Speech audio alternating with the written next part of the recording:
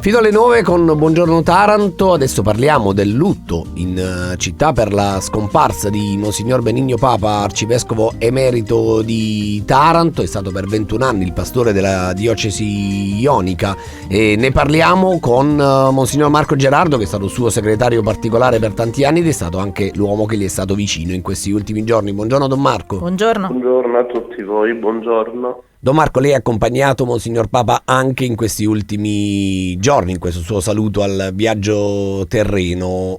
Come ha accolto, se era cosciente, insomma, in quei momenti che era, il momento in cui salutava la terra? Fin quando lo stato di salute gli ha consentito di essere pienamente cosciente e di interloquire con noi, era estremamente sereno. Una delle frasi che lo dimostra e che ha condiviso con chi era lì accanto a lui è stata: non sono mai stato così sereno nella mia vita come da quando ho capito che mi devo presentare davanti a Gesù. Noi avremmo probabilmente detto che non ho tanta serenità perché mi sto per presentare davanti a Gesù, e lui invece ha detto l'esatto contrario, ma secondo quella sapienza di fede con cui ha sempre vissuto tutta la sua esistenza terrena.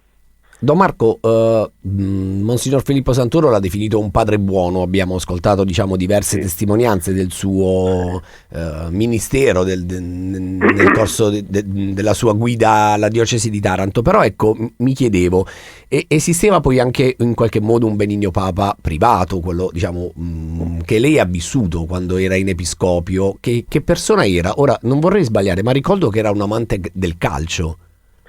Sì, era estremamente amante, in verità, di tutto lo sport, non solo del calcio, perché quando il tempo lo consentiva e c'era un attimo di tregua dagli impegni pastorali, poteva vedere una partita di pallone, di calcio, come non so, il Giro d'Italia, una partita di tennis, la Formula 1 anche. Diciamo che era un appassionato dello sport in generale, non soltanto del calcio.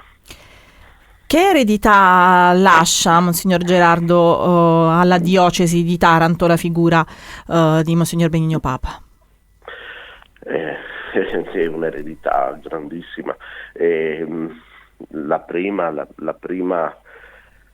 Il primo grande insegnamento che ci ha dato è che la centralità nella vita della Chiesa deve averla la parola di Dio. Noi dobbiamo, riguardando con serenità e con gratitudine alla storia della nostra diocesi, anche alle priorità pastorali che i pastori ci hanno di volta in volta consegnato, noi dobbiamo onestamente dire che quando arrivò Monsignor Papa eravamo una diocesi vitale, capace di organizzare grandissimi eventi, come pensiamo alla Settimana della Fede o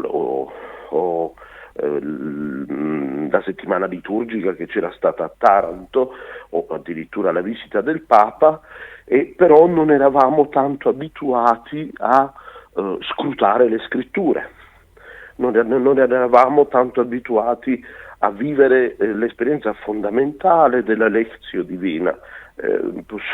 Possiamo dire che Monsignor Papa è stato per la nostra diocesi quello che Carlo Maria Martini è stato per la diocesi di Milano, dando a quella porzione del popolo di Dio la comprensione delle scritture e gli strumenti per comprendere le scritture.